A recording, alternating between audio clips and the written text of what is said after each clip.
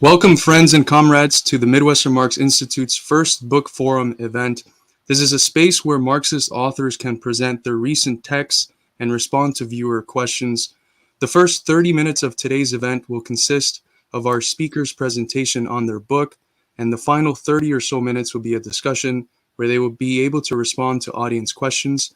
Therefore, if you have any questions throughout the presentation, please leave those in the comments and we will save them and perhaps get to them towards the end. Today, we will be joined by Dr. Radhika Desai, who is a professor at the Department of Political Studies and director of the Geopolitical Economy Research Group at University of Manitoba, Winnipeg, Canada. She has proposed a new historical materialist approach to understanding world affairs and geopolitical economy based on the materiality of nations. Some of her recent books include Geopolitical Economy After US Hegemony, Globalization and Empire, which is from 2013, Karl Polanyi and 21st Century Capitalism, which is from 2020, Revolutions, which is from 2020, and Japan's Secular Stagnation, which is from 2022. Her articles and book chapters appear in international scholarly journals and edited volumes. With Alan Freeman, she co-edits the Geopolitical Economy book series with Manchester University Press and the Future of Capitalism book series with Pluto Press. Her latest book is Capitalism, Coronavirus, and War, a Geopolitical Economy, which is now available through open access thanks to the Knowledge Unlatched program, and which you can find the link for in the description of this live stream. If you would like to purchase a physical copy of the book, you can also receive a 25% discount by using the promo code CCW25. And let me pull this up here. Here's the promo code. Again, you can find the link to the book in the description of the live stream video, and I will also be periodically inserting within the live stream chat the link to where you can purchase the book or get the open access version. So without further ado, Professor Desai, thank you for joining us, and you may begin your presentation. Well, thank you so much, Carlos. It's absolutely great to be here and to present my book. Just so you know, this is your first book launch, but it is also the first of many book launches that we want to do for this book. So it's the first in two ways. So, Carlos, you've asked me to speak for about 30 minutes, and that's what I'll do. And I thought I would begin by talking about how I came to write this book. And I'll say something about that. And then I want to give you a bit of the background of the work I've done previously and so on. And then I'll talk a little bit about what's in it, particularly. And then closing with what I take to be, from a Marxist point of view, particularly, one of the most important things that the book says and that the book substantiates as well. So how did I come to write this book? So basically, as you know, over the last several years, an enormous amount has been written about the pandemic. And a lot of it, of course, especially given that the right has been doing so much of the running in terms of, criticizing our government's responses and so on and so forth. A lot of it, of course, is a lot of rubbish, anti-vaxxer stuff and so on and so forth. But at the same time, mainly people have seen this as a public health emergency, and it has been discussed as such. However, and this is also true, by the way, of some of the big blockbuster books that have come out, like Niall Ferguson's book or Adam Tooze's book and so on. But the fact is that as soon as, I remember very clearly, it's as clear as day in my mind, the day we were told at the university to sort of go home, in the middle of March, finish your term by Zoom, etc. And that weekend, it was a Thursday when we were told this, and that weekend I one of the publishers that I used to write for, I still write for occasionally, Canadian Dimension, the editor of Canadian Dimension, Cy Gonick, reminded me that I owed him my monthly contribution. So I said, well, what else am I to write about but this COVID pandemic? But my perspective right from the start, I wrote that weekend an article called The Unexpected Reckoning, Capitalism and Coronavirus and Capitalism. And right off the bat, it was very clear to me that, from my point of view, the big thing that was happening is that this public health crisis was going to tell on capitalism. Telling on something is a expression that is used in a certain way. It's used in the sense that, you can say, for example, this disease, his cancer is really telling on him, which means he's really affecting this person very badly. And of course, telling on somebody, it also means that you expose their secrets. So I felt that the pandemic was going to tell on capitalism in both ways. Firstly, capitalism, from my estimation, in my analysis of the last several decades, actually, was getting, under the influence of neoliberal policies, was getting progressively weaker. Its productive apparatus was getting progressively weaker. And of course, this was accompanied by an over expansion of its financial apparatus, what we call financialization. And these two things were sort of in a sort of a feedback loop, where more financialization was weakening the productive economy, and the weakness of the productive economy was further exacerbating financialization. And this process had been going on now for 4 decades. And over the last decade in particular, since the 2008 financial crisis, which is now, I should start saying, a decade and a half. Over the last decade and a half, we have been seeing that it has, been, the weakness has been particularly telling. The levels of dissatisfaction with capitalism had been growing. You even got movements like Democratic Socialists of America emerging, and of course there was the Occupy movement and whatnot. So all of these, and 2019, most of us don't remember, but was regarded by people who watch these things as a year of record protest. So already before the pandemic, capitalism was already weakening, and I knew that under the influence of with the effects of the pandemic and the way in which the neoliberal financialized economies were dealing with it, this would actually further exacerbate the severity of the pandemic, as in fact it did. And it would show, number one, that capitalism itself was weak, and number two, that its capacity to deal with its problems, including its weaknesses, was also weakened. So the coping mechanisms, the apparatus of crisis management itself is out of commission largely. So that was one part of the story I wanted to tell. And of course, the other part was that the coronavirus pandemic told on capitalism in another way. It exposed the weaknesses of capitalism. It showed that our productive apparatus is too weak, that we began to suffer from those shortages. It showed the inequality of capitalism, the dirty underbelly of capitalism, the inequality, the racism, the productive debility. All of these were on full display.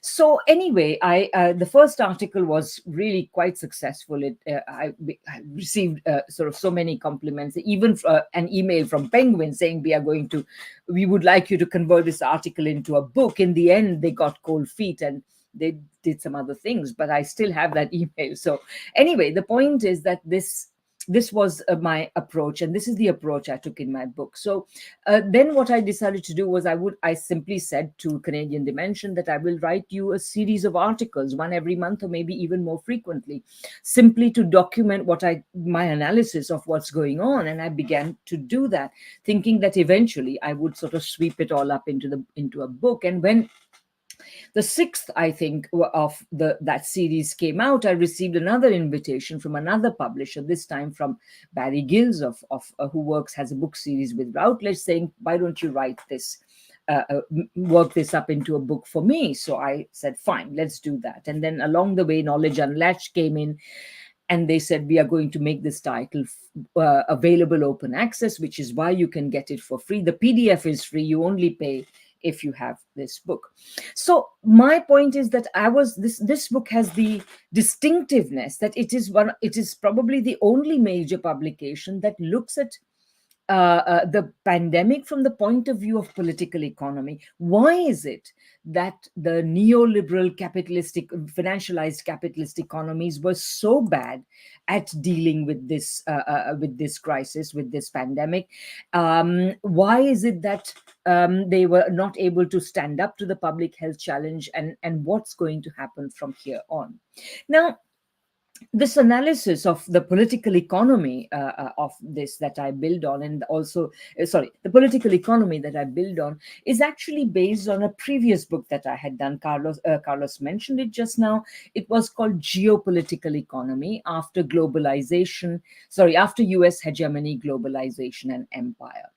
And so in this book, as Carlos said, I proposed a new Marxist, and I don't mean by Marxist what generally passes for Marxism in Western Marxism, but a what I take to be a more authentic Marxism, a Marxism that's closer to the way in which Marx and Engels approached it. So I propose this new Marxist way of looking at world affairs, which I call geopolitical economy.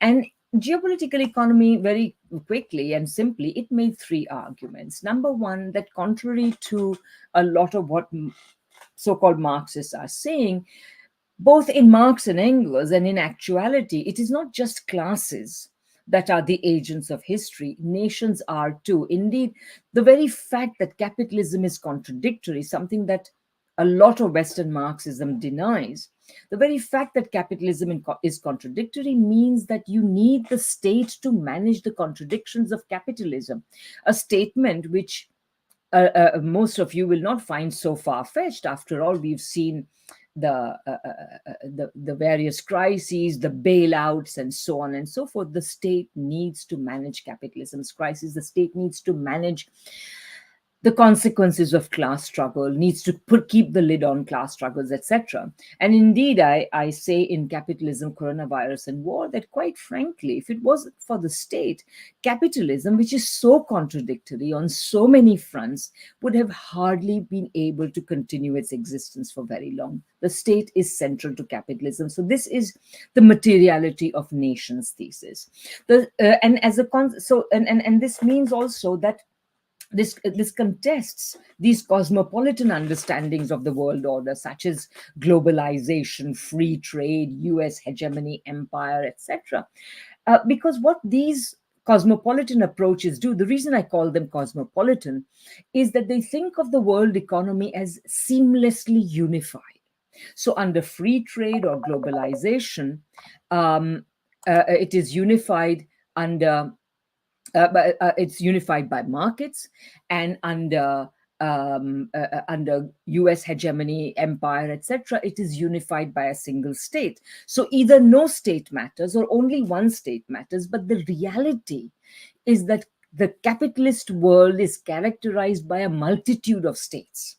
And the reasons for that we can discuss further, but the reason for that is that capitalism necessarily requires capitalism involves what Trotsky called the dialectic of uneven and combined development, in which some states are dominant and they try to maintain this dominance, the unevenness of capitalist development, in which they have the upper hand, which we also call imperialism, and other states contest the subordination to which the dominant states would relegate them. So this dialectic of uneven and combined development is, from my point of view, at the broadest level, the real motor of the international relations of capitalism. Capitalism is necessarily characterized by a multitude of nation states, which are locked in this, which are composed in a hierarchical international structure in which there are all these struggles contesting, with some states trying to maintain the hierarchy, other states contesting it. So in this context, my second argument is that since this is the case, and since it is also the case that in this contest between efforts to maintain the uneven, imperialist efforts to maintain the unevenness of capitalism, and anti-imperialist efforts to contest it, over the long run, the latter has prevailed. As a consequence, what happened is that from a very early period, from the moment when countries like Germany, Japan, and the United States basically said that they no longer wish to be agricultural appendages of the industrial economy that was Britain, and they wish to industrialize themselves through state-directed protectionist forms of industrialization. From that moment on, you have you have from that moment on, the world had already become multipolar, and it has become progressively more multipolar since. That is how you have today's the challenge of China, and so on and so forth. I mean, I could elaborate further. I will just we can discuss many of these aspects of this in the question and answer. So in this context, then, what people call British hegemony, I don't call it that, I just say dominance. British dominance was inevitable, but and because inevitable, because if you are the first industrializer, you're bound to be dominant for a while. But as soon as other countries challenged your dominance by industrializing themselves, that dominance was gone. So already by 1870, the world had become multipolar.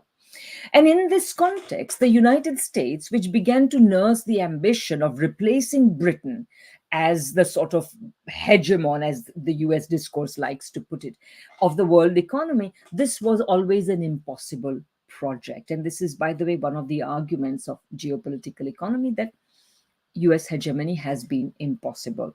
The US was powerful enough to try, powerful enough to mark the world with its efforts, its vain efforts, its violent and destructive efforts, but it was never powerful enough to win. And that's why today we talk about multipolarity, China, etc. But this has actually been the result of a very long process.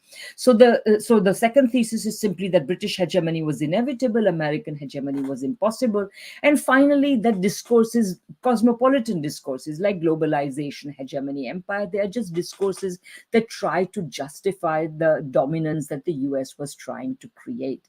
So this was in geopolitical economy. Now, in the period since 2013, I continue to develop these ideas in a number of other publications, edited collections, articles, writings on Marxism, which I'll come to in a minute.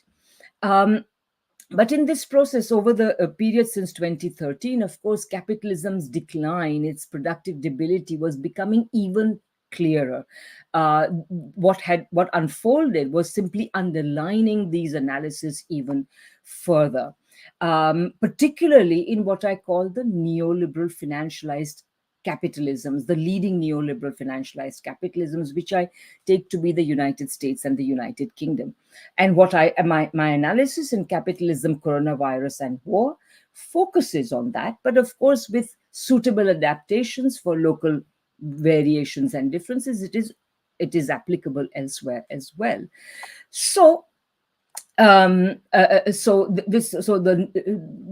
was happening in the US and the UK really told you what capitalism looks like today, why it is, why it is suffering like the way it is. And so capitalism is basically declining, and its decline can be seen in the fate of these two countries in particular. And I've already talked about the pandemic. The pandemic told on this type of capitalism in the two ways that I discussed. And as it happens, it was rather fortuitous. I was supposed to submit the book at the end of 2021, but I couldn't finish it. I had various other things going on and so on. So the book sort of dragged on into the new year. And then you got the proxy war over Ukraine. And of course, I was watching this. You couldn't not be watching it. I was analyzing it basically since the disastrous American withdrawal from Afghanistan, because no sooner was that sort of process finished, then the drumbeats of war were already beginning to sound throughout the fall of 2021. The US was allegedly engaging Russia in an alleged negotiation, but it was really very clear that it was more of a sort of more for the optics than anything else, and the underlying purpose of the US was to provoke the Russia into doing something. So, and of course, I should also add that I had been observing the situation in Ukraine and the situation between Russia and Ukraine since the days of the the Maidan, so-called Maidan revolution, which really was a kind of counter-revolution, in fact. And then the whole Crimean, the absorption of Crimea back into Russia, and so on. And we had been to, my partner Alan Freeman and I, we had been to Yalta at the time at the invitation of a good friend from Russia, Boris Kagarlitsky, who had organized a conference there for activists to meet the local activists there from the Donbass region, because that civil war had already started.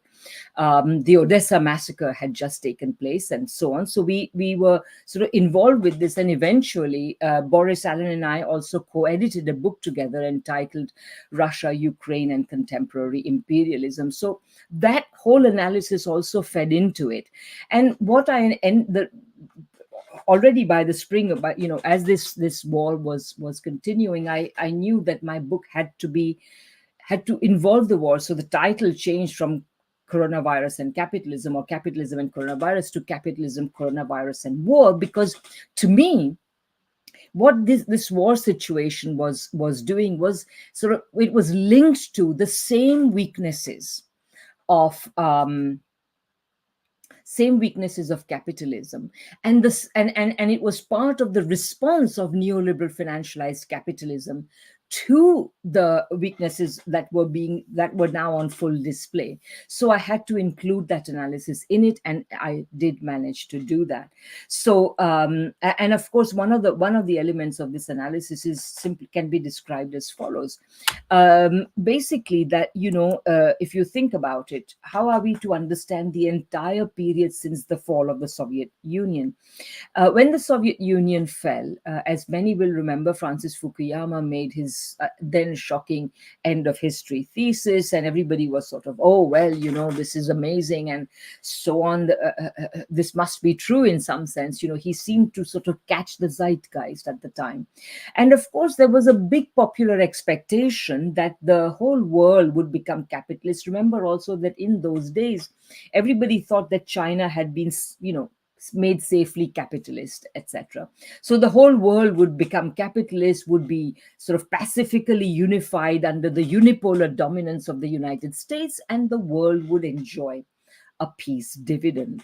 And as you know, neither of these expectations were fulfilled, were realized. On the one hand, of course, the Soviet Union may have disintegrated, but this had to do with processes internal to the Soviet Union. It had nothing to do with the alleged superiority of capitalism, no matter how much chest beating you saw in Western countries as a result of that. They had won the Cold War, etc., etc.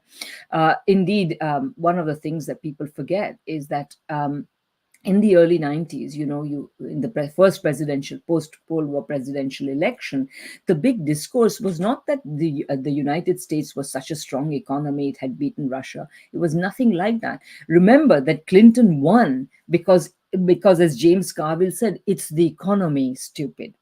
And indeed, another sign of the weakness of American capitalism already in the early 1990s was the fact that Ross Perot ran. He ran on a ticket which said, his campaign platform was basically that the United States economy is weakening. Japan is going to take over the United States. If we don't do something, if we don't forget about this neoliberal mania and engage in exactly the tactics that Japan is engaging in, namely industrial policy, managed trade, capital flows, etc., etc., that the United States economy was going to hell in a handbasket. And Ross Perot, with this appeal, became, I think, the 20th century's most successful third-party candidate in that presidential election, and that partly explains why Clinton won as well. So the US was not doing very well. So there was no unipolarity. There could not be. The US economy continued the decline on which it had been for several decades by this time, in relation to the rest of the world economy. And instead, and as a result of that, partly in order to compensate for this decline, what we began to see is that almost as soon as the Cold War ended, the United States began the long series of more or less unilateral or based on the coalitions of the willing, etc., series of aggressions in Iraq, in Yugoslavia, then Afghanistan, Iraq again, Libya, Syria, you name it. Its fingers are everywhere, all over Africa, and so on. So that's why we have seen this unilateral military aggression, is that it is militarily, broadly speaking, trying to compensate for what is its weakness. So in this way, the war situation was also included. So let me now say a little bit about what's in capitalism, coronavirus, and war. So first of all, I would say for this audience in particular, I guess for Midwestern Marx's launch, I think perhaps the most interesting thing you may find is that it is based on the operationalization of a very distinctive Marxism. It is critical of Western Marxism. It discusses, I have written in a great deal about the fact that part of the problem, or perhaps the big part of the problem with Western Marxism, is that very early on, when neoclassical economics emerged in the 1870s to challenge both broader political economy as well as Marxism, instead of contesting it, apart from a few people like Bukharin and to some extent Hilferding who did contest it, on the whole, a lot of Marxists simply gave in to neoclassical economics. Of course, they criticized neoclassical economics for a lot, but still, their overall effort was to try to fit fit Marxism into the antithetical theoretical and methodological framework of neoclassical economics. So this has been a lot of work, and I simplify it and I bring it all together in this book, and I show that this has to be rejected, and we need to go back to Marx and Engels and their actual historical materialism, in which they see capitalism as number one. Let me rephrase that. In which capitalism, their analysis of capitalism is of a system of contradictory value production. So you have to understand that value production is contradictory. It is plagued with contradictions, both of what I call vertical contradictions, having to do with exploitation of workers by capitalists, and what I call the horizontal contradictions, having to do with the way in which capitalist classes and also capitalist nations, capitalist entities, and firms relate to one another through competition. And so both these sorts of contradictions are important, and they have to be understood. And because value production is contradictory, those contradictions drive forward the history of capitalism, and you have to understand that. And managing them has been the role of the state. And in managing these contradictions, the state also, then they can never overcome them unless you change, unless you could transform the system from capitalism to socialism. You cannot get rid of the contradiction. So you simply, in a sense, the management itself becomes part of the problem, and so on. So I remember a while back I wrote an article called "The Value of History and the History of Value." So you have to look at capitalism historically, and you have to understand that value production is inevitably historical because it piles on contradictions upon contradictions, and then the management of these contradictions itself becomes part of that history. So this is so you will find this operationalization of Marxism, which I believe goes back to Marx and Engels' actual historical analysis and understanding.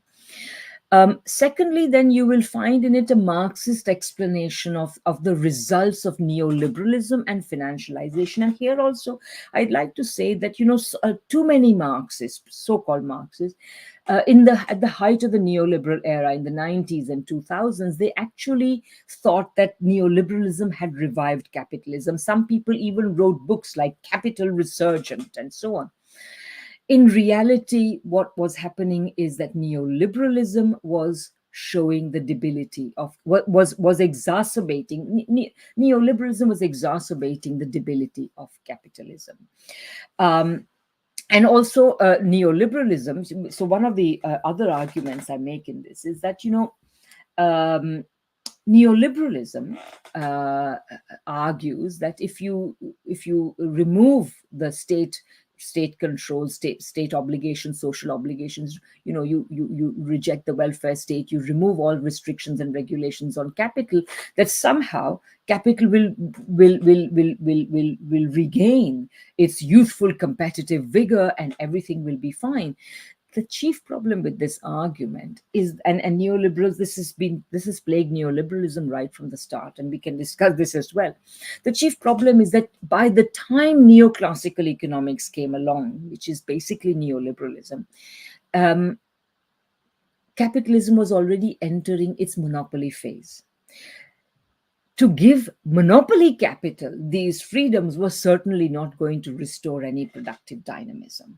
So, in a certain sense, liberalism was bound to fail. And what you saw, instead of regaining its youthful vigor, capitalism produced the financialization of its senility, so that instead of expanding investment and so on, all that capitalists did with their newfound freedoms is they engaged in essentially profit making without producing anything, without producing value. So it really involves sort of a big heap of finance, big sort of explosion or big expansion of financialization, sitting on a shrinking productive base upon which this big financialization is predatory, is parasitical. So this is what you look. So you find a Marxist explanation of this, which incidentally also goes back to Marx's original writings, to particularly to Volume 3 of Capital. What Marx says in Volume 3 of Capital about what he expects would happen to the financial sector, how and why the opposite seems to have happened, etc. So all of this is discussed here, and so there are some really interesting twists and turns in the historical part of this story. So, and again, if you're curious, we will discuss that further. A third thing that is in the book, of course, is the West's pandemic response, and a comparison of that with the pandemic response of the socialist countries. And just to give you an idea of this is again, I mean, you have to read it, all the details of it, but just to give you an idea, the West, our neoliberal financialized governments did not prioritize the saving of lives. Indeed, as I show with references and documentation, etc., early on, the governments of both the UK and the US actually considered simply letting the pandemic rip through the population, taking whom they would. And then I sort of further discuss the various aspects of the response, including, by the way, the details of the economic response, which has also been an exercise in supporting capital, and not, although despite all the drum beating about supporting ordinary people, it has been primarily oriented to supporting capital. Fourthly, there is a discussion of the current phase of imperialism up to and including the new Cold War, first on Russia, which was declared after 2014 in particular, and then in 2020, the new Cold War on China, and then, of course, the proxy war on Ukraine, which today also is, in which the imperialist powers are today, particularly the United States, also on the brink of extending to China. It seems that's what some very large parts of the US state would like to see.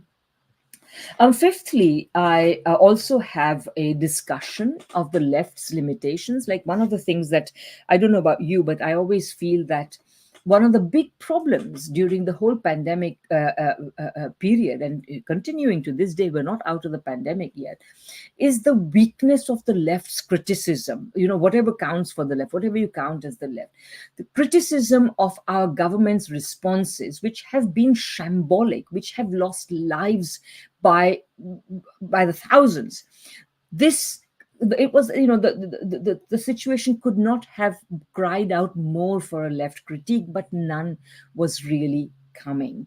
Instead, what we have seen is that, as I was saying earlier, bulk of the discourse that is critical of the government's responses has come from the right, and it has taken these extremely reactionary forms, and that's what has filled up the news headlines. And this is really, and so I explore why this has happened, tracing the limitations of the left back historically, back to the Second International, and what happened since, and the rise of what I call this Marxist economics, and Western Marxism more generally, and so on. And I also show that as a result, of course, this type of Marxism has been particularly blind to the necessary relationship between capitalism and imperialism on the one hand, and the centrality of anti-imperialism to any struggle for socialism, which is why so much of the left finds itself ranged alongside the warmongers today. So it's not just the failure to criticize during the pandemic, but also an enormous failure to criticize US actions today. So this is a serious problem. And I also show how many of the allegedly leftist responses to the current crisis, whether it's in the form of a mission economy or universal basic income or modern monetary theory, these are all extremely limited concepts. And of course, what we need to replace that with.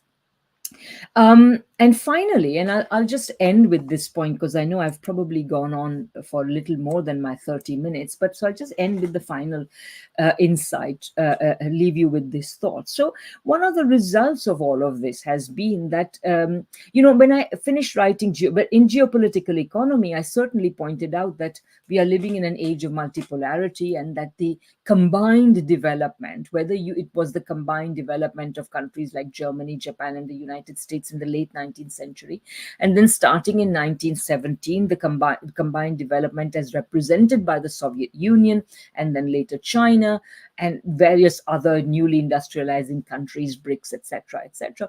These had all made for ever greater multipolarity.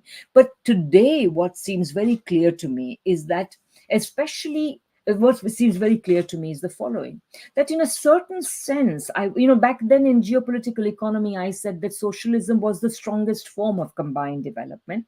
But now I would take it one step further.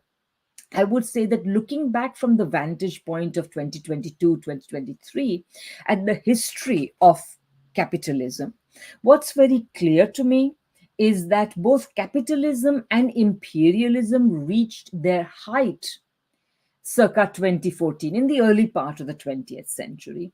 And of course, the imperialism reached its height, and it also caused the two imperialist wars that we have seen, this in the second of which it took the forces of communism to save capitalism's bacon. And anyway, so, but also, and this I had already said in Geopolitical Economy, but what I'm adding now is that around the same time, if you take Marx's analysis seriously, that capitalism, insofar as it has a progressive vocation to develop the forces of production, which it does brutally and chaotically, but it does so. So it puts capitalism through its competitive phase, in which the labor is socialized by the division of labor among enterprises. And then you come to the monopoly phase, where capitalism brings the division of labor to a new peak by socializing labor within very large monopoly enterprises. So, and at this point, as Marx says in chapter 27 of volume 3, and it's really worth a good read today, capitalism is by this point ripe for transition to socialism.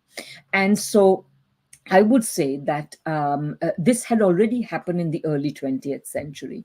And many people at the end of the 30 years crisis of the two world wars, the Great Depression, 30 years crisis of 1914 to 45, many leading intellectuals thought that, at the end of the Second World War, the world will go in a socialist direction. People like Keynes or Polanyi, they celebrated it.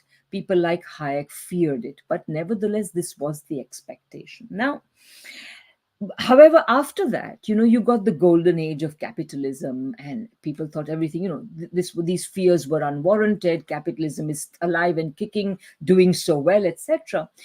But from the vantage point of 2022, 2023, of 40 years of neoliberalism and more, what becomes clear is that golden age had been enabled by another way in which socialism saved the bacon of capitalism. It had been enabled because capitalist countries borrowed from the socialist toolkit. They engaged in full employment policies, created welfare states, engaged in quite extensive state ownership, heavily regulated capitalism, allowed strong trade unions, etc., etc., etc. And these institutional arrangements were the foundation of the golden age of growth. The moment that the underlying capitalism led, nevertheless, the first world countries to a crisis by the 1970s, and the road out of the 70s was taken, which was not to deepen the socialistic reforms of the post war period, but to overturn them entirely and go down the neoliberal road. What we have seen is that capitalism is not capable of producing any kind of broad-based prosperity. And as such, if it is cannot do that, it is past its sell-by date. Indeed, looking back over this history, we realize it was past its sell-by date already in the early 20th century. I'd like to end with that thought. Thank you so much for your patience. Thank you for a wonderful presentation. For the folks listening in, we're talking with Professor Radhika Desai about capitalism, coronavirus, and war, which is available through the open access program promoted by the Knowledge Unlatched program. And if you want to get yourself a physical copy, you just have to put in the promo code CCW25, and you have a 25% discount to the physical copy. Professor Desai, thank you very much for that presentation. And we can have a lot of comments that I would like to make, but I wanted to go straight to audience questions first. Let's see. There's one that I wanted to pull up. Okay. So there are many neither Washington nor Beijing people on the U.S. left. How do you respond to those who say that China is capitalist or imperialist? And this is from Lorenzo Betancourt. Yeah, so a good question. So let me deal with the two terms one by one. So first of all, I'll just say that, to judge whether China is capitalist, you have to have some bar. What do you take to be a capitalist country? So to me, a capitalist country is a country, not just a country in which there are capitalists. There have been capitalists around for a long time. Even in feudal societies, there were capitalists. So to me, what matters is that capitalists hold the reins of state power. So yes, there are lots of capitalists in China. Yes, some of them are exceedingly rich. And I would say if there was a criticism I would make of China in the last several decades, it would be that they have, perhaps they could have moderated the level of inequality considerably. But anyway, I'm not there making policy, but that would be one. But yes, some of them are exceedingly rich. Yes, many of them are even members of the Communist Party, but they do not hold the reins of state policy.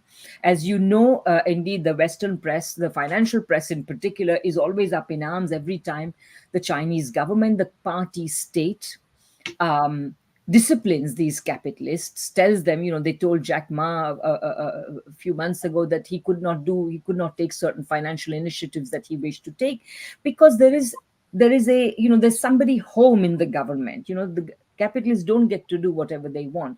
And so the party state is very aware of the limits within which it must operate if it is to retain its legitimacy, which it still has in spades in China.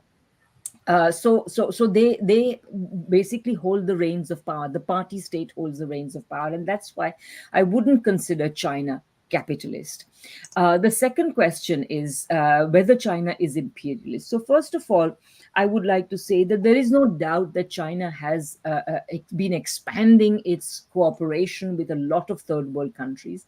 But on the whole, I would say, and I'm not going to stand by every last thing that Chinese government or even Chinese enterprises or even the Chinese government does, but nevertheless, the broad pattern that I see, and this is corroborated by various independent scholars, such as, for example, the Johns Hopkins what is it called? CARI, China Africa Research Initiative. It's really worth checking out. These people are, they produce a lot of really good research.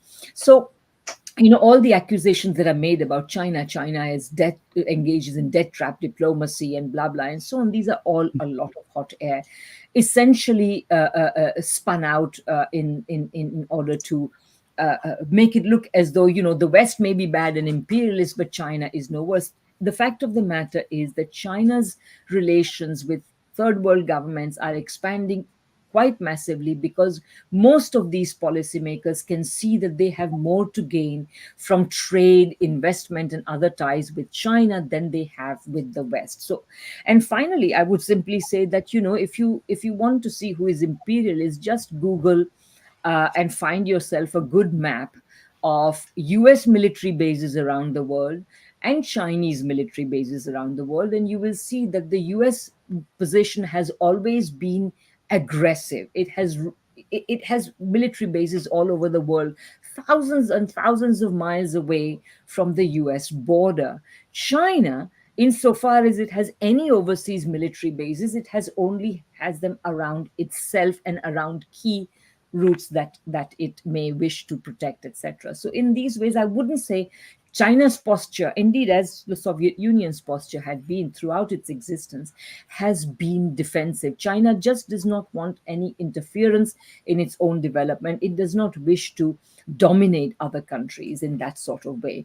Nor, by the way, I should also add one other thing. China has experienced imperialism itself. I mean, I think it's amazing how, given the current prowess of China, which is an enormous achievement, we tend to forget that after 1949, the West refused to recognize China, and in fact ensured that its seat in the Security Council would be occupied by Taiwan, of all things. I mean, here is mainland China with its, at that time it wasn't a billion people, but whatever it was, 700-800 million people, and there's Taiwan, and you are giving the official recognition to this tiny province. I mean, really was amazing, and it was a really big deal for China to achieve just ordinary recognition. China also knew that it could face the full wrath of American nuclear weapons. The United States had thought it perfectly okay to bomb Japan, an Asian country, without any compunction. And also without any justification whatsoever, and China knew that this same could happen to itself. So those are some aspects of my response, and you're welcome to have a follow-up, but that's what I think. Yeah. I think that's very well said. I wanted to jump to another question from Francois Reinaito. Some ask why a multipolar world is good if early 20th century had one and ended in imperialist wars. How do you approach the defense of multipolarity as progressive? Yeah, this is a really excellent question, Francois. And I just like to say, maybe begin in a slightly roundabout way. So, um, uh, I mean, I had already finished writing my book at that time, but a friend of mine, Kees van der Pijl, came out with a book entitled The Discipline of Western Supremacy, which was a very wonderful and long critique and worth reading critique of the Western discipline of international relations.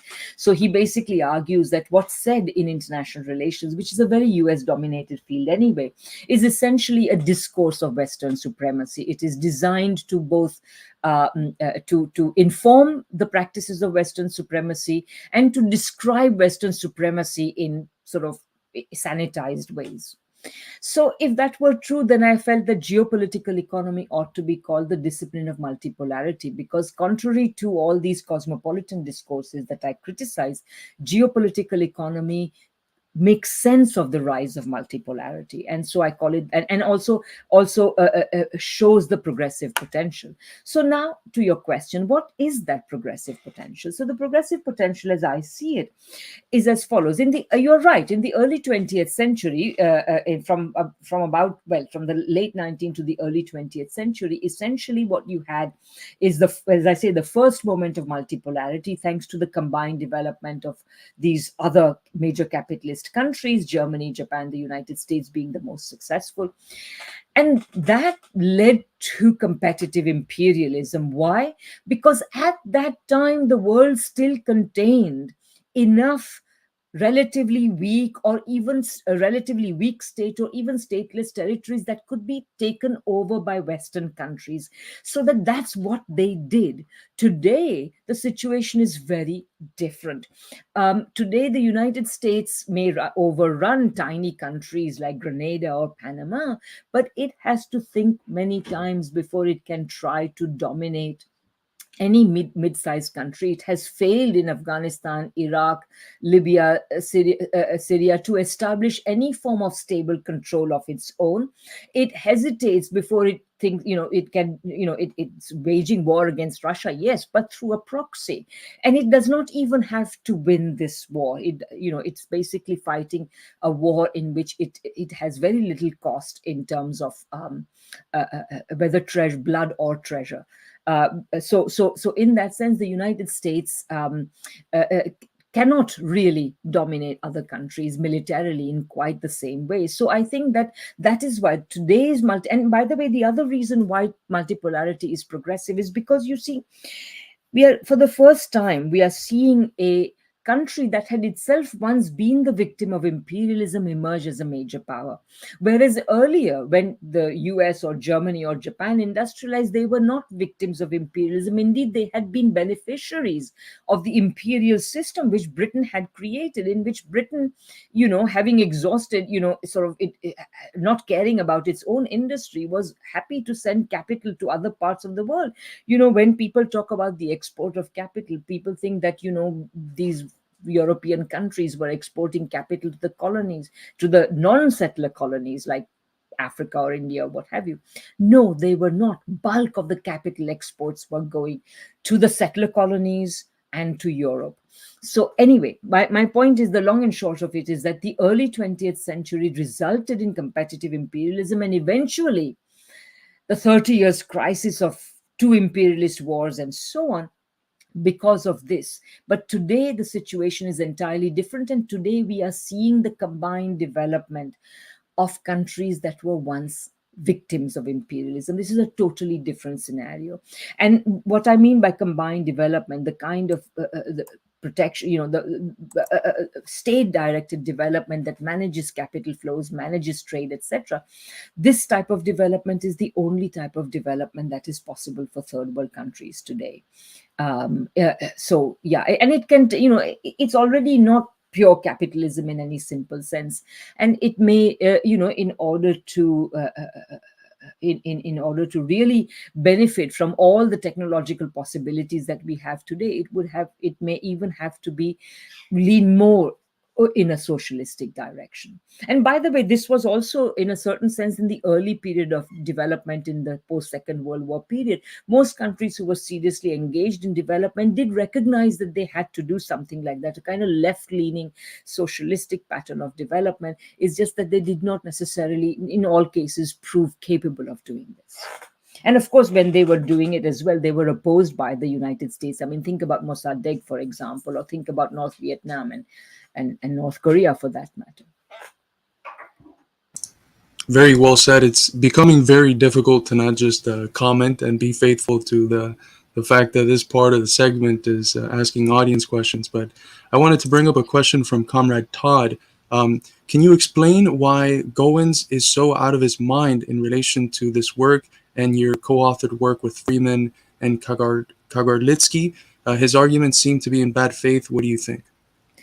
Sorry, are you saying that Goins has made some argument relating to my work and relating to the co-authored work with Freeman and Kagarlitsky? I'm not aware of that. I used to follow Goins a lot. I even wrote a very favorable review of one of his books. It was about Syria for Canadian Dimension. But and I was also eagerly awaiting his book on the pandemic. I thought it would be really interesting given what I knew about him. But when I saw what he had written, because, the publisher actually asked me if I would write a review, and I said I couldn't because I was writing a similar book myself, but I would be happy to take a look anyway. And so they did at some point, I forget when, send me a copy of his book, and I was very disappointed at the line he had taken. So I haven't read much of his work since. So if there is any specific comment of his that you'd like me to respond to, I'd be happy to, but I'm not aware of those comments at the present time.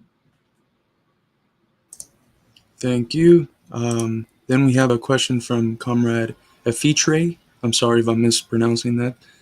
Also, does Radhika think the reason why right-wing critiques of government's COVID responses drowned out left-wing critiques because they were funded by capitalists trying to save accumulation? Yeah, that is a really interesting point, and I do have a passing reference or a reference to this in my book. There's no doubt that at least some of the anti-lockdown measures, anti-lockdown protests, and so on, were actually funded by certain types of capitalists. I have no doubt, because at the end of the day, the capitalists don't want lockdowns. They want the workers to come and work, whether they're ill or not. Whether they, as a result of it, suffer and die. They really don't care about it. So absolutely, I think that capitalist funding was definitely part of the scene. I just don't think it was the whole explanation, but I totally believe that it was part of the scene, which is, very, very sad, and sad that the left was unable to counter it. I think the left should not, obviously we on the left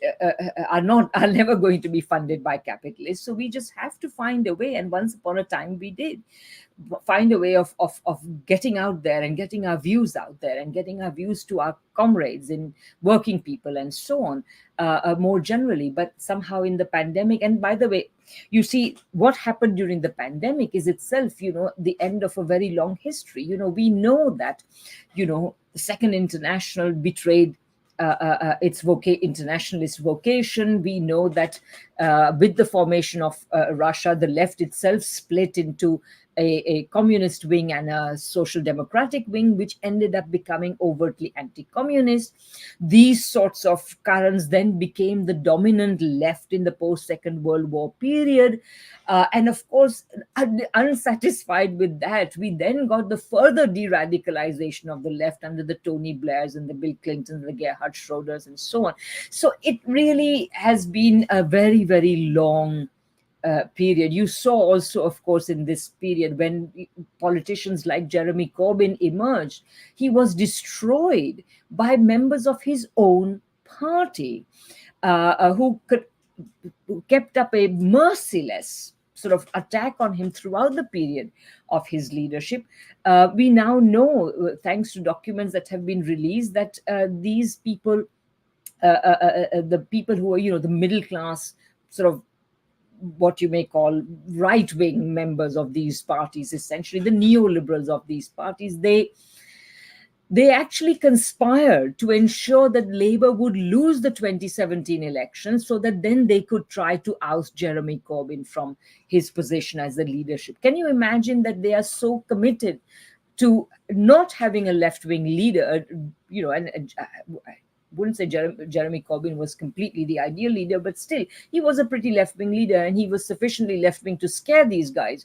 And so they maneuvered to such an extent that they were willing to face defeat of their own party, to engineer the defeat of their own party as in order to give themselves an occasion to remove this guy from his position of leadership. So it's a result of a very, very long history. But yes, funding by right-wing capitalists, definitely part of it. That seems to be a parallel story to what we had in the U.S. with Bernie Sanders. Yes, indeed.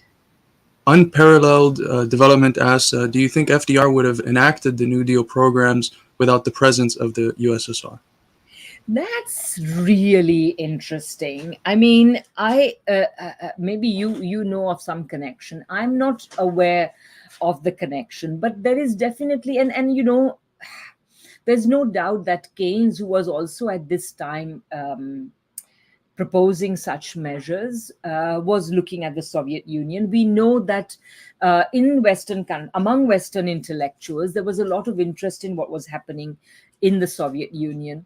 The Webbs, for example, Sidney and Beatrice Webb, not only went to the Soviet Union and wrote a book called The Soviet Union, A New Civilization, question mark, and then in the second edition removed this question mark.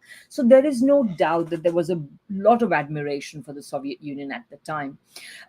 So I would say that, what's interesting to me about FDR's New Deal is that even though the Soviet Union showed the way, even a president like FDR, who was willing to be so unconventional, could not go beyond a certain point. So basically, what you see during the New Deal era is that FDR implements the New Deal. He keeps it going for 3 or 4 years. But then once the capitalists start reacting to it, he basically withdraws, sending the United States back into recession. And it is not the New Deal that really saved the United States economy in the end. In the end, it was the commencement of the war, which expanded the US economy massively, more massively than any period in history. Before or since, I should say. So in that sense, I would say that Western politicians were aware that these things could be done, these sorts of planning, that they would save the national economy, but they would save the national economy only by turning it from capitalism into something else. And this they were not willing to do, hence the weakness of their response. Very well said. Seems to be a similar point to the one you make concerning the 1970s crisis. We have another question from Fetre. What do you think? Why do you think China abandoned its zero COVID policy? This is it's a $64 million question. I should say that I'm still observing the situation, reading whatever I can lay my hands on. And I will continue to look at it and see if I need to change my view on this. But let me tell you what my opinion at the moment is. From what I've read, what I've seen on all sides, including what I call the articles in the Western press, absolutely dripping with Schadenfreude.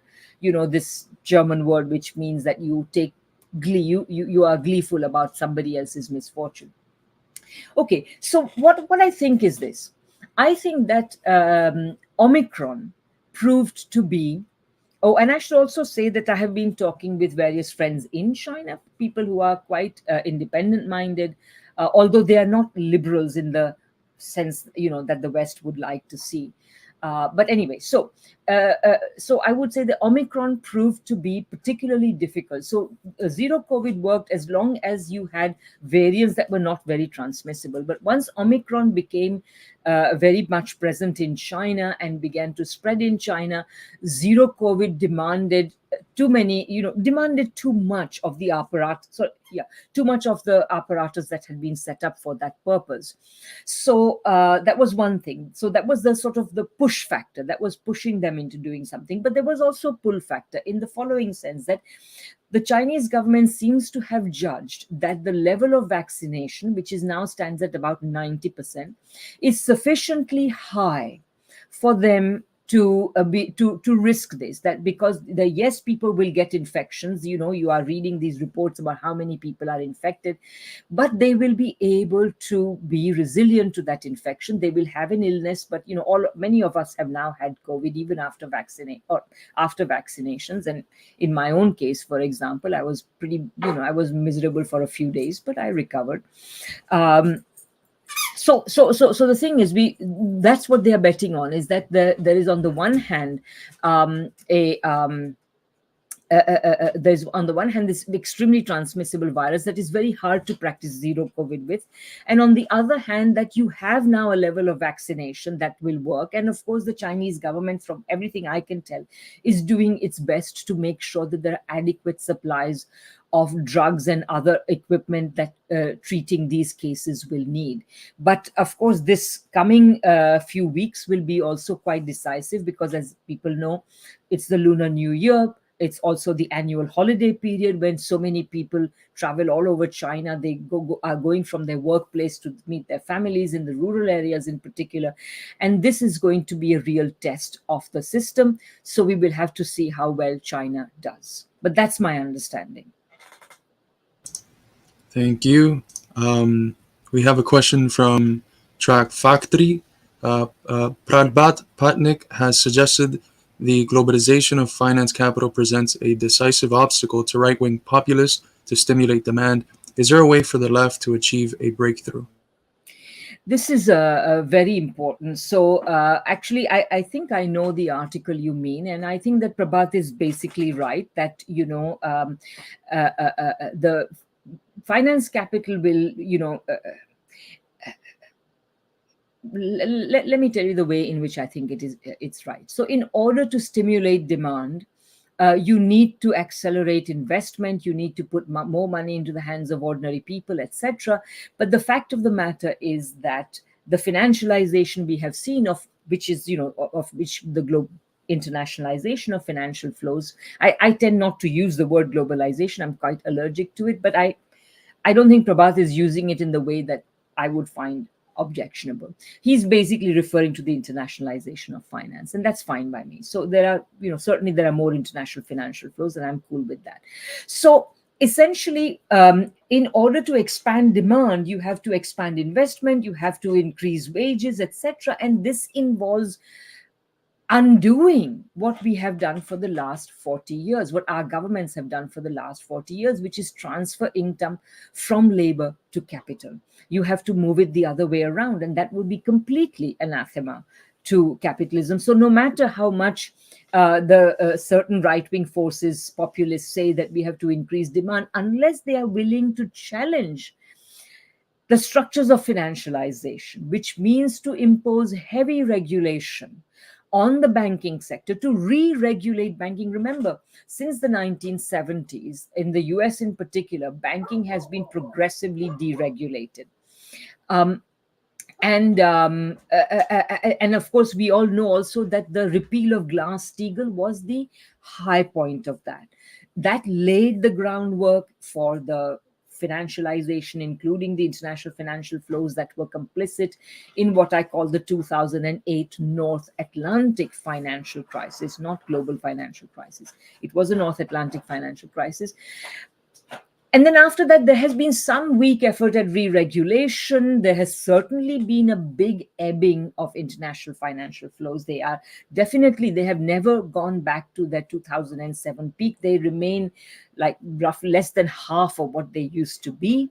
So in that sense, we have seen a comeuppance. But anyway, the point here is that this would require undoing all of these structures of financialization, and we have only seen very weak attempts. And by the way, the other thing we've also seen is that in the name of bettering the economy, increasing employment levels, etc., we have seen the institution of an easy money policy, which is also going to be very hard to reverse, because this easy money has not gone to ordinary people, not even gone to business investment, though it is justified as going to business investment, productive investment.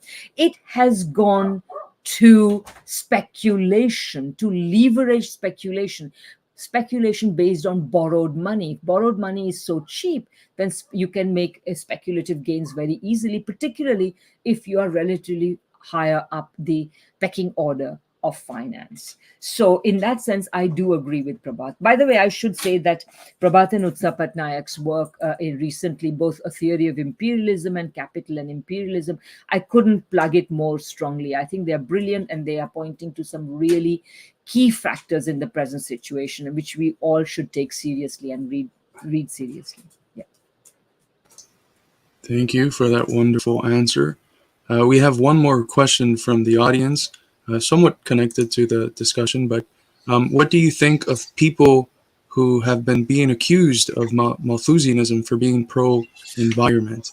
And I'm guessing this is with regards to certain connections that people are bringing up between the environmentalist movement and the World Economic Forum or something.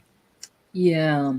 I mean, I do feel so. First of all, let me say that yes, I mean, there is certainly a certain green Malthusianism abroad, and it has been around for a very long time. I remember first encountering it in a conference I was at. It was just a lefty academic conference. And So one of the sessions I ended up attending, a very bright young academic gave a paper in which she referred to the greening of hate, because Malthusianism is basically saying that poor people are poor because they are too many. Poor countries are poor because their population is too big. But this is completely silly. The fact of the matter is that they are not poor because they are too many. In many ways, you could almost say the other way around, that they are too many because they are poor. But anyway, this so that if they were better off, the moment families become better off, immediately they limit the size of the family. Why? Because a child turns from being being an additional a person to labor, and in a very poor families, children become workers at a very young age. They turn from that into a cost. Honey, can we afford another child? So when you have that transition happen in every country, you will see that this is already happening in China, and even in India now the population is stabilizing and is expected to go down. But this idea, the fact of the matter is that, as we all know, most of us who are environmentally aware will know that the environmental crisis has not been caused by the consumption of the poor, it has been caused by the consumption of the rich. Very well said. I wanted to just ask one question from myself. um, it is becoming increasingly clear that we are in a multipolar, or in the words of Hugo Chavez, a pluripolar world. Can you speak about the geopolitical significance of our moment? I do agree that we are dealing with a moribund US empire embedded in a very serious crisis of legitimacy. However, there doesn't seem to be the forces sufficiently organized in our country to present a real alternative, or at least not yet. It seems like we are in an archetypical example of the interregnum that Gramsci references, where the old world is dying and the new cannot be born. So, to bring it back to the question Lenin was asking himself at the turn of the last century, what, in your view, is to be done? Well, that's a really great question to end on, if that's what we are doing. And you're right, and thanks for bringing this up. I in geopolitical economy I use the term multipolarity, but then on a visit to Venezuela, I was told by one of the people I met there that Hugo Chavez had coined and used very extensively the term pluripolarity. By that, he meant basically that several things. Number one, countries should be allowed to run their economies as they please in the interest of their people, not on the basis of some one size fits all neoliberal policy prescription, which is what imperialism wants to do. Indeed, part of the reason why imperialism is always accompanied by these cosmopolitan ideologies of free trade and so on, hegemony, globalization, etc., is because what the imperial countries want is that the rest of the world should open themselves up to penetration of imperial capital, commodities, and also to open themselves up to supplying to these imperialist countries the cheap resources and the cheap labor that they want. And I should underline that cheap labor is definitely part of the equation. No matter how much anti-immigrant and Malthusian rhetoric you engage in, the fact of the matter is that you need those workers, and the imperialist countries would like they try to treat immigration as a sort of tap. When you want labor, you turn on the tap, and then when you don't want it, you turn it off, while keeping up an anti-immigrant high decibel anti-immigrant rhetoric all the time, so that you also end up dividing the labor movement into different ethnicities and so on and so forth. Anyway, so to come back to the pluripolar world, so Chavez said, and of course, when countries do this, when countries, arrange their economies in the way they want, each country is going to do it in a slightly different way, in a way that suits them, that is suited to their conditions, their resources, their plus points and skills and advantages and so on. So you have to have a pluripolar world, and of course, this is what the United States does not want. It does not, the fact that they are engaging in this campaign against Russia at the moment is simply because they would like to open up Russia too to Western penetration. And the fact that there is in Russia a leader who is actually has historically, in any case, been fairly pro-capitalist, but he has some legitimacy concerns. He knows that if Russia is going to be a strong country, it cannot do everything the West wants, and so it has resisted it. And look at the result. So anyway, so we are definitely in a pluripolar moment, because basically we are at a stage in the history of imperialism where it has weakened sufficiently that that imperial power cannot always prevail. But and we are also at a moment where most countries in the world now realize that there is very little to be gained by acceding to the policy prescriptions and demands of the West. So in a certain sense, therefore, the way is now wide open. Neoliberal orthodoxy is quite discredited, I would say. And the example of China in particular, which has been able to achieve a very high level of development from a very low starting point. People forget that back in 1949, China on a per capita basis was poorer than even India, which was no great shakes. I mean, it was hardly anything to speak of. So it was a very poor country itself. So China has come from there to where it is today. So looking at that example has much more to teach third world countries. And by the way, we are not, in the post Second World War period, as more and more countries became independent, again, they were very, most policymakers were very clear that they had more to learn from the Soviet Union at the time, and later on China as well, then they had to learn from Western countries. And this is so for a couple of reasons. Remember that contrary to many people, including, by the way, many Western Marxists, who treat the development of Western countries as having occurred entirely on its own steam, and then they became powerful and lauded it over the rest of the world. No, this is not true. The industrialization and development of Western countries cannot be understood without looking at what they extracted and got from the colonies and the semi-colonies and so on. So in a certain sense, the development of imperial countries cannot be a model for other countries, because they don't have other territories and peoples that they are going to colonize. Their industrialization will have to take place actually on their own stream, rather than only fictitiously on their own stream. So that is that is the key reason why these countries will now look increasingly to the China, and perhaps to some extent to the historic experience of the Soviet Union. So in that sense, I think that the exhaustion of the neoliberal model is perhaps very hopeful. And the example of China is also hopeful. I wouldn't say the model of China, but certainly the example of China. Very well said. Well, thank you, Professor Desai. For those watching, we have been talking with Dr. Radhika Desai about capitalism, coronavirus, and war, a book you can find freely available through the Knowledge Unlatched open access program. Any book that if you would like to purchase a physical copy, you can get a 25% discount through the promo code CCW25. It's a book that I couldn't recommend enough. It does a superb job at analyzing the issues of the day, whether it's coronavirus, the proxy war against Russia, the pivot to Asia, and the new Cold War against China. It looks at all of these issues in a very integrative and comprehensive fashion, and ties it to systemic reasons and to capitalism's decay. So thank you very much for being here, Professor Radhika. It's been a pleasure, and thank you to all of those who watched. Thank you to all of those who watched, and thank you also, Carlos, to you and to Midwestern Marx Institute. Thanks very much.